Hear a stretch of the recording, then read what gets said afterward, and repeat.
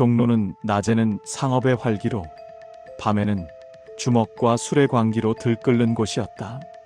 조선인들의 애환과 서름이 고스란히 배어있는 이 거리의 실질적인 법은 총칼을 쥔 일본 순사들의 몫이었다. 그들의 가죽 구두발은 닳고 다른 조선의 땅을 짓밟았고, 그들의 말 한마디는 조선 사람들의 목숨줄이었다. 희망은 그림자처럼 사라진 지 오래였고, 남은 것은 억눌린 분노뿐이었다. 그 분노의 중심에 김기환이 있었다. 그는 당시 종로 일대를 좌우하던 조선 주먹의 대가로, 묵직하고 거침없는 주먹 실력으로 일본인들에게도 무시당하지 않는 몇 안 되는 조선인이었다.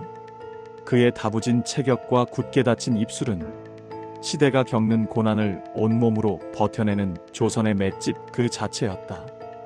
그날 밤 허름한 대포집 안, 술 기운에 잠시나마 서름을 잊으려던 조선인들의 작은 평화는 거나하게 취한 일본인 순사 2명의 등장으로 산산이 조각났다. 그들의 횡포는 단순히 주사를 넘어선 일상적인 모욕과 폭력이었다. 술잔이 깨지고 끓는 국물이 엎어졌다. 노쇠한 조선인 주인장이 발길질에 쓰러지는 순간 김기환의 내면 깊숙한 곳에서 잠자던 시대의 울분이 마침내 터져나왔다. 오늘 밤 종로의 그림자는 가장 치욕적인 방식으로 일본 순사의 제복에 스며들 것이다. 조선의 주먹 김기환, 일본 순사에게 오줌 세례를 퍼붓다. 1930년대 중반 일제강점기 경성의 종로는 조선인과 일본인의 삶이 교차하는 활기차면서도 살벌한 공간이었다. 화려한 기생집과 술집이 즐비한 뒷골목에는 돈과 힘의 논리가 지배했고, 그 한복판에 김기환이 있었다. 그는 다부진 체격과 웬만한 일본 순사, 대여섯은 거뜬히 때려 눕히는 싸움 실력으로 종로를 호령하는 조선의 주먹으로 통했다. 그의 나이 20 중반, 조선 주먹들 사이에서는 맏형 격으로 통했으며 후일 야인으로 이름을 날릴 어린 김두한을 처음 주먹의 세계로 이끈 인물이기도 했다. 최근 몇 주 동안 김기환의 가슴에는 숯불 같은 분노가 쌓이고 있었다. 며칠 전 해질녘 김기환은 경성 중앙우편국 앞을 지나다 길가에 주저앉아 고통을 참고 있는 동생 영태를 발견했다. 영태는 단지 만주로 유학 간 친척에게 안부를 묻는 편지를 보내려 했을 뿐이었다. 영태야, 이게 무슨 꼴이냐? 김기환이 다가가자 영태는 힘없이 고개를 숙였다. 영태의 얼굴은 흙먼지와 함께 땀으로 범벅이 되어 있었고, 특히 오른쪽 팔은 옷소매를 찢고 나올 듯 시퍼렇게 부어 있었다. 영태는 떨리는 목소리로 상황을 설명했다. 우편국을 나오던 영태를 순사 3명이 에워쌌고 짐짓 건들거리는 태도로 품속을 뒤지더니 그가 피우던 담뱃갑을 낚아챘다. 헤이, 초센징 주제에 감히 천봉을 피워? 이 신성한 담배는 황국 신민이나 피우는 것이다. 천봉, 하늘의 봉우리를 뜻하는 이름으로 당시 일본의 신분적 우월감과 고급품 이미지를 담아 비싸게 팔리던 담배였다. 물론 영태가 핀 것은 그저 길거리에서 산 싸구려 대용품이었다. 하지만 순사들은 영태의 변명은 들은 척도 하지 않았다. 순사들은 그것이 조선인이 주제넘게 황국의 고급품을 탐낸 것처럼 보였는지 영태를 길가로 끌고 가 무차별적인 몽둥이 찜질을 가했다. 특히 뼈가 굵은 팔을 집중적으로 후려쳤고, 영태는 고통으로 몸부림치면서도 주먹을 쥐고 이를 악물어야 했다. 순사들은 영태가 거의 기절할 지경에 이르러서야 앞으로 주제를 알라는 조롱을 남기고 사라졌다. 김기환은 짓밟힌 동생의 멍든 어깨를 부축하며 함께 걸었다. 영태는 고통 속에서도 맏형, 제가 참았습니다. 이 일로 맏형까지 잡혀 들어가면 안 되기에 라며 눈물까지 글썽였다. 김기환은 영태의 말을 듣자 끓어오르는 분노를 억누르기 위해 입술을 깨물었다. 피맛이 입안에 퍼졌지만 그 분노를 당장 풀 방법이 없었다. 순사들은 아무런 사과도 처벌도 받지 않았고 김기환은 그들의 비열한 폭력에 대한 증오심을 억눌러야 했다. 그날의 치욕은 김기환의 가슴에 또 하나의 쇠못을 박았다. 그 다음 날 이른 아침 종로가 장터 입구, 아직 해가 완전히 뜨지 않은 새벽녘, 김기환은 좁은 장터 골목 어귀에서 움직임을 멈췄다. 조선인 상인들이 새벽부터 지게로 짊어지고 머리에 이고 온 채소와 곡식들이 바닥에 깔려 있었고 그 위에 일본 순사 2명이 그림자처럼 서 있었다. 순사들은 검열이라는 핑계로 상인들의 물건을 꼼꼼히 뒤지고 있었다. 그것은 검열이 아니라 명백한 괴롭힘이었다. 순사들은 갓 단 싱싱한 배추의 잎을 짓밟고 쌀이 담긴 가마니를 발로 툭툭 차며 내용물을 흙바닥에 쏟아냈다. 그때 허름한 보찜을 풀고 있던 늙은 상인 한 명이 참다 못해 주저앉아 순사에게 애원했다. 나리, 제발 이러지 마십시오. 이 팥 한 줌이, 이 시금치 한 단이 우리 식구들의 한 달치 밥입니다. 제발. 순사는 늙은 상인의 처절한 애원을 듣자 비웃듯 콧방귀를 뀌었다. 그리고는 주저앉은 상인의 보따리를 강력하게 발로 차 흩어버렸다. 잘 여문 붉은 팥들이 자갈이 섞인 흙바닥 위로 흩어졌다. 닥쳐라, 비루한 초센징.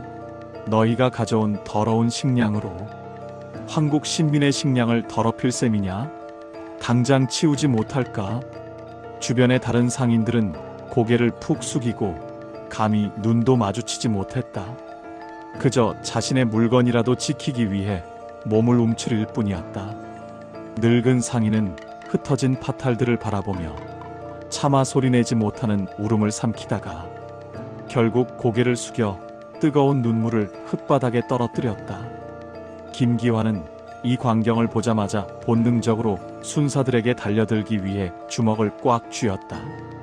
그 주먹은 당장이라도 순사의 머리통을 깨부수고 싶었지만 그의 뒤에서 몇몇 상인들이 재빨리 달려와 김기환의 팔을 억세게 붙잡았다.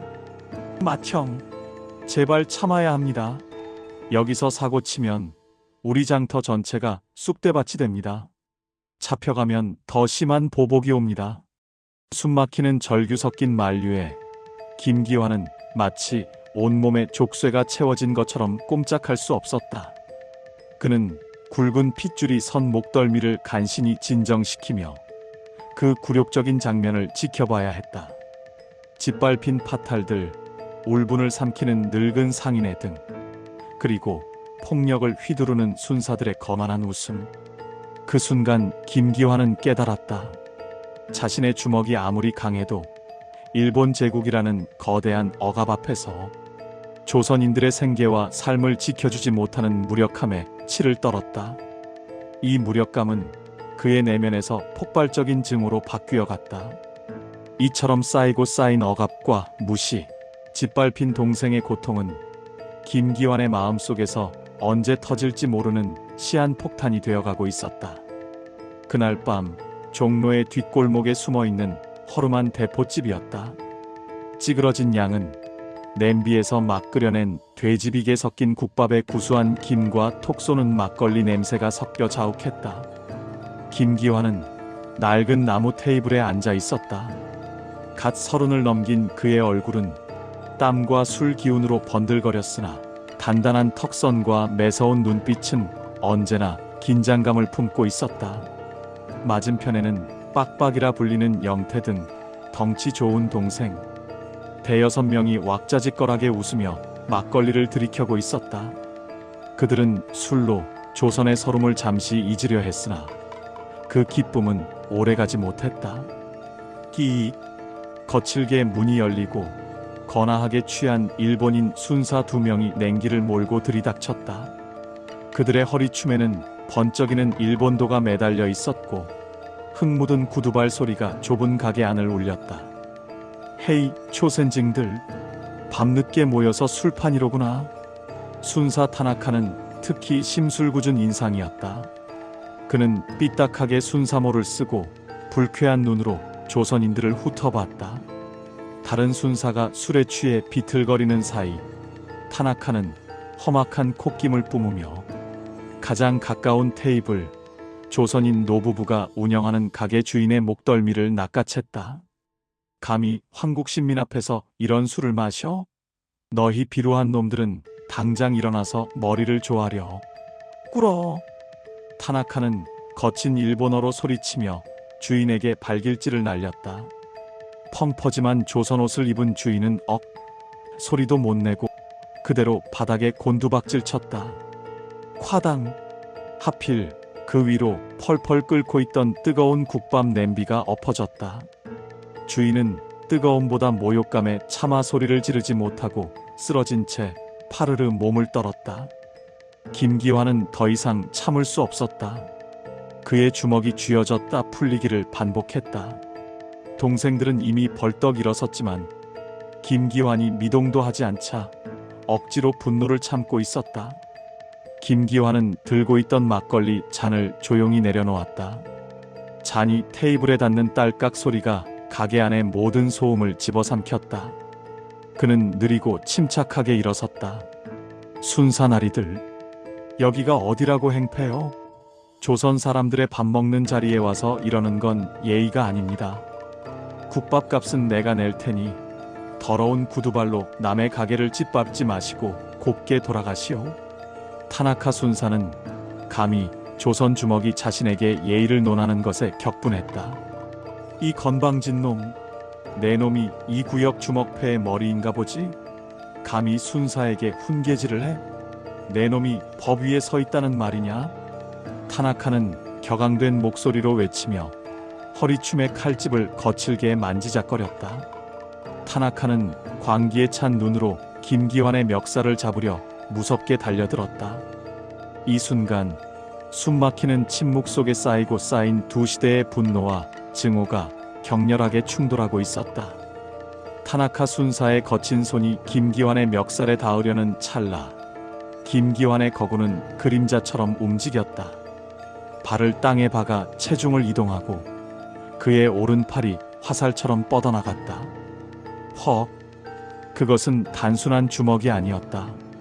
오랜 세월 조선의 거리에서 다져진 쇠망치와 같은 일격이었다. 정확히 타나카 순사의 턱 밑에 꽂혔다. 충격파는 순사의 뇌를 흔들었고 턱뼈가 엇나가는 듯한 고통이 그를 덮쳤다.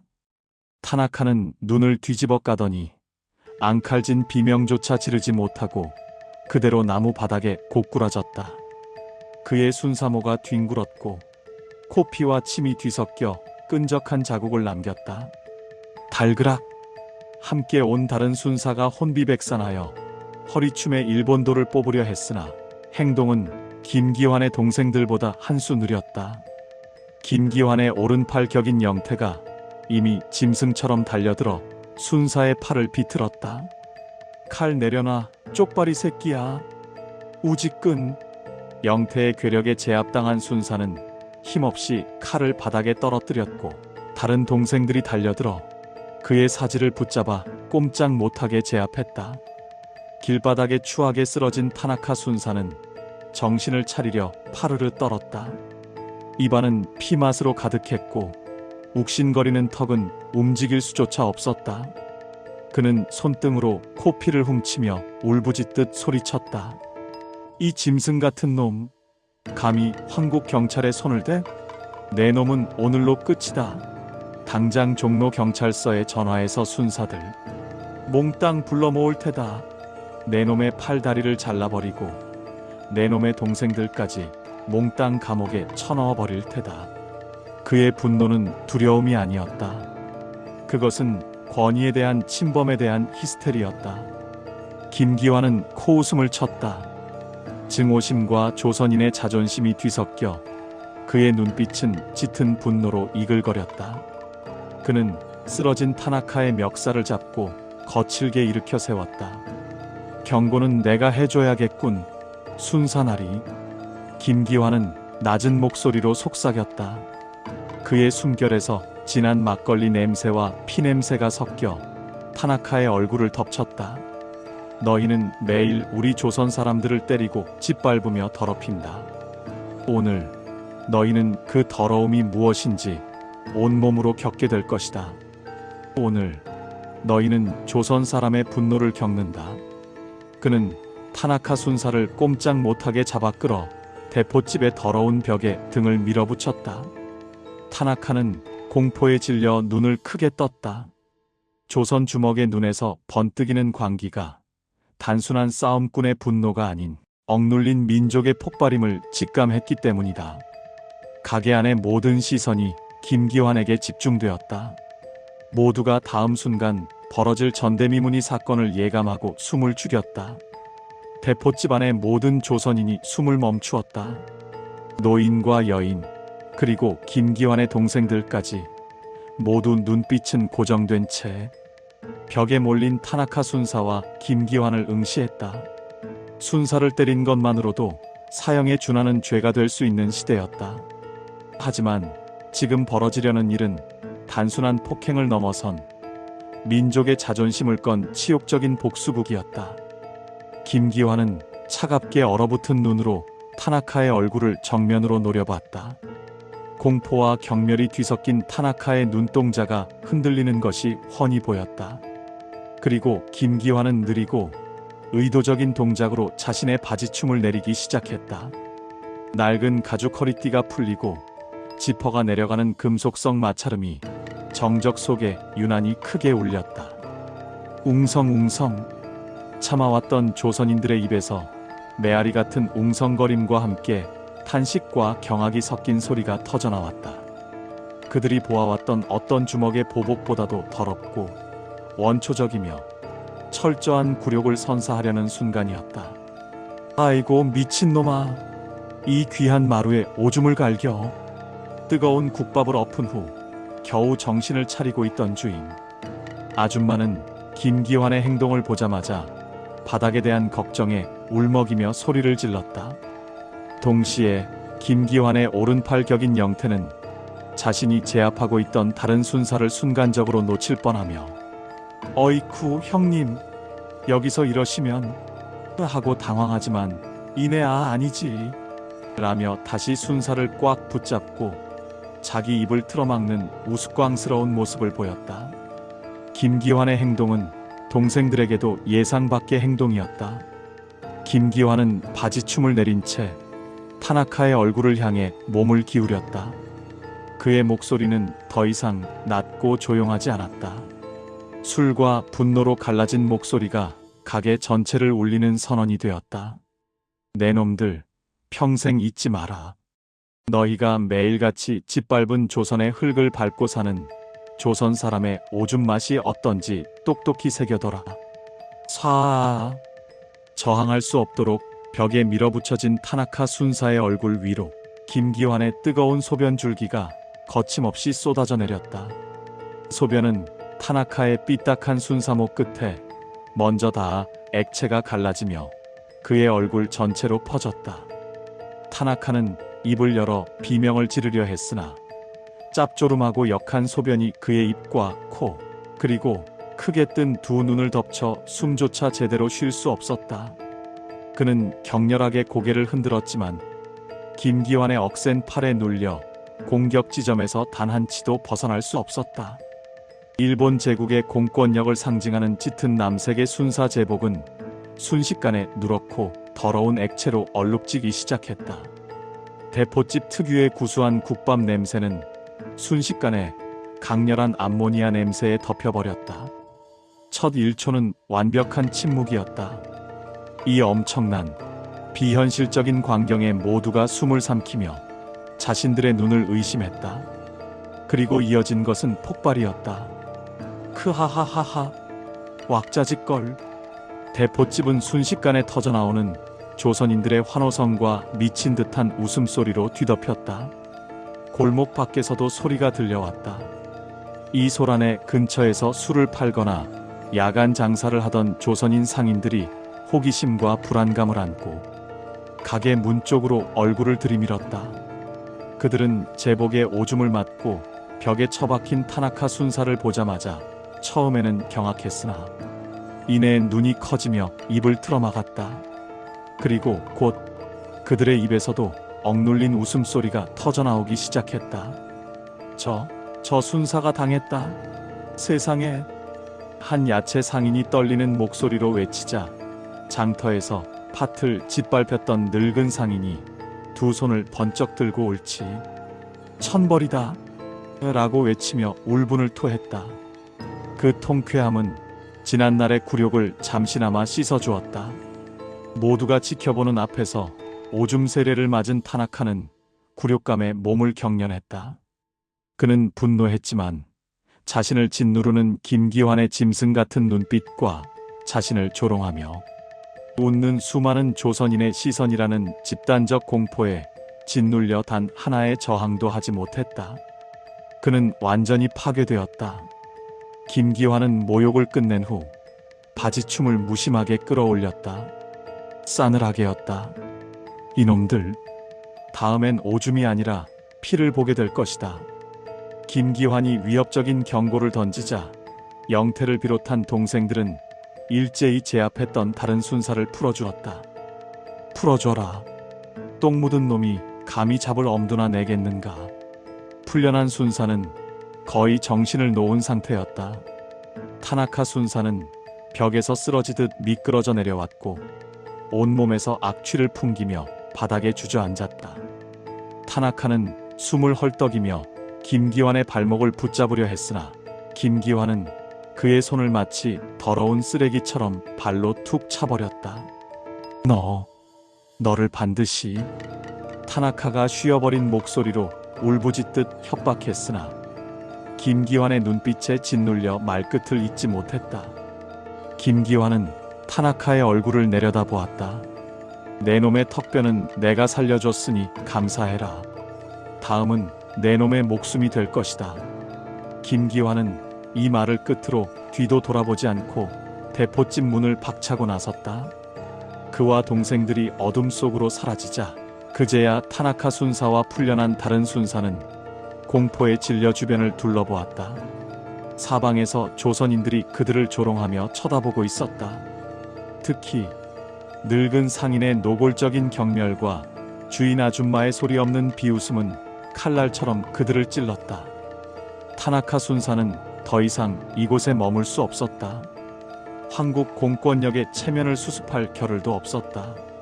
그는 바닥에 주저앉아 젖은 얼굴을 닦아내려 했지만 굴욕과 분노로 온몸이 마비된 듯 움직일 수 없었다.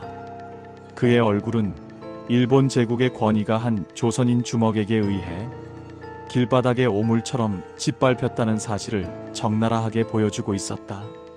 잡아라. 적개 같은 놈을 당장 잡아. 당장. 그가 겨우 쉰 목소리로 허공에 외쳤으나 이미 김기환과 그의 동생들은 어둠 속으로 사라진 뒤였다. 제압당했던 다른 순사는 공포에 질려 떨고 있었을 뿐 감히 추격할 엄두도 내지 못했다. 타다닥, 타다닥. 결국 타나카는 몸을 일으켜 젖은 군화와 제복의 악취를 풍기며 꽁문이 빠지게 대포집 골목을 벗어나기 시작했다.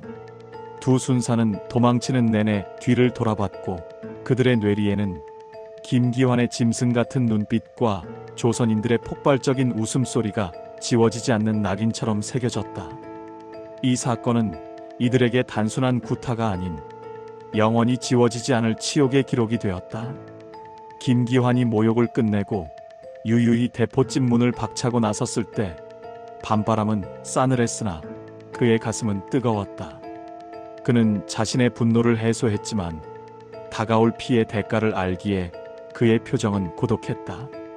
그가 떠난 후에도 가게 안팎의 사람들은 한동안 끓어오르는 감격과 흥분을 주체하지 못했다. 이 전대미문의 사건은 삽시간에 종로의 뒷골목을 넘어 경성 전체로 퍼져나갔다. 일본 순사들에게 얻어맞고 억울함을 사겨야 했던 조선 사람들은 이 이야기를 들을 때마다 술잔을 부딪히며 환호했다. 김기환의 이름 석자는 더 이상 단순히 싸움 잘하는 주먹이 아니었다. 이 이야기는 단순한 주먹의 싸움을 넘어선 억압받는 민족이 권위에 가한 가장 치욕적인 복수극으로 기록되었다. 순사복에 뿌려진 소변 한 줄기는 당시 조선인들이 일본 제국주의의 폭압에 맞서 던질 수 있는 가장 더럽고 가장 원초적인 조롱이었다.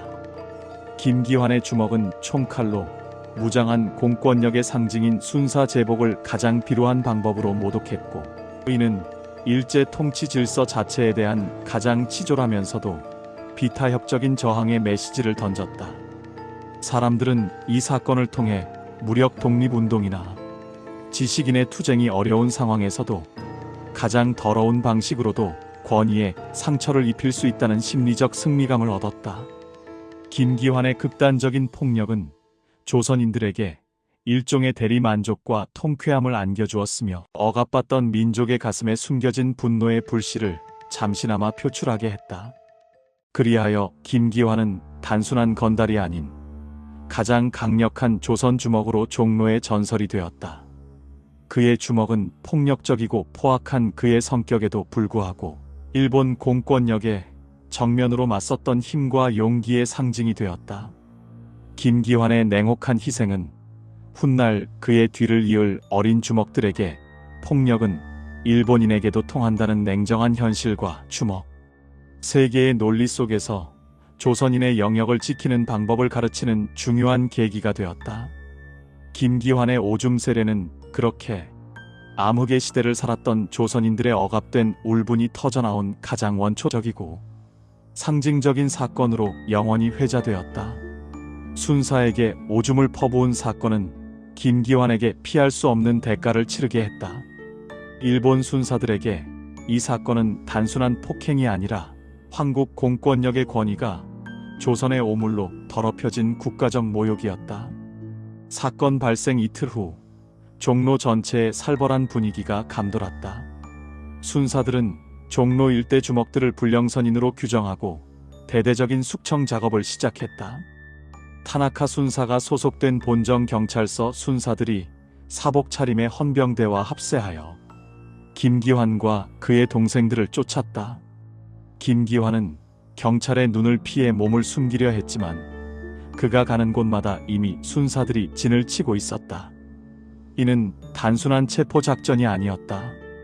순사들은 김기환을 직접 붙잡기보다 그를 숨겨주는 조선인들을 먼저 폭행하고 재산을 빼앗았다. 결국 자신의 권위와 영역을 지탱해주는 상인들과 동료들의 생계가 파탄나는 것을 더 이상 지켜볼 수 없었다. 그는 자진해서 종로 경찰서 문을 걸어 들어갔다. 김기환이 경찰서로 향하는 뒷골목, 초라한 옷차림의 어린 김두한이 숨어 있었다.